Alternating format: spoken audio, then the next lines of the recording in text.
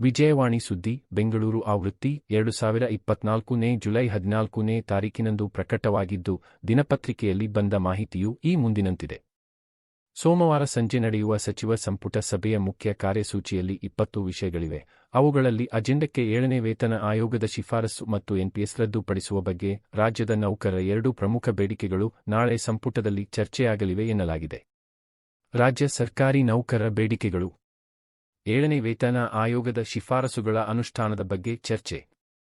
NPS new pension scheme ರದ್ದುಪಡಿಸುವ ಬಗ್ಗೆ ಚರ್ಚೆ. ಹಣಕಾಸು ಇಲಾಖೆಯ ನಿರ್ಧಾರ. 7ನೇ ವೇತನ ಆಯೋಗದ ಶಿಫಾರಸುಗಳು ಸಂಪುಟ ಸಭೆಯ ಅಜೆಂಡಾದಲ್ಲಿ ಸೇರಿಸಲಾಗಿದೆ. ಆಗಸ್ಟ್ 1ರಿಂದ ವೇತನ ಹೆಚ್ಚಳ ಜಾರಿಗೆ ತರುವ ಬಗ್ಗೆ ತೀರ್ಮಾನದ ಬಗ್ಗೆ ಚರ್ಚೆ. 14,000 ಕೋಟಿ ರೂ.ಗಳನ್ನು ಬಜೆಟ್ನಲ್ಲಿ ಮೀಸಲಿಟ್ಟಿದೆ ಎನ್ನಲಾಗಿದೆ. ನಿಮಗೆ ಈ ಧ್ವನಿ ಸುರುಳಿಯಲ್ಲಿಯ ಎಲ್ಲ ಅಂಶಗಳು ಇಷ್ಟವಾಗಿದೆಯಾದರೆ ದಯವಿಟ್ಟು ಚಾನಲ್ను ಲೈಕ್ ಸಬ್ಸ್ಕ್ರೈಬ್ ಮಾಡಿ, ನಿಮ್ಮ ಸ್ನೇಹಿತರೊಂದಿಗೂ ಮಾಹಿತಿ ಹಂಚಿಕೊಂಡು ಅವರಿಂದಲೂ ಸಹ ಈ ಚಾನಲ್ను ಸಬ್ಸ್ಕ್ರೈಬ್ ಮಾಡಿಸಲು ಮರೆಯಬೇಡಿ.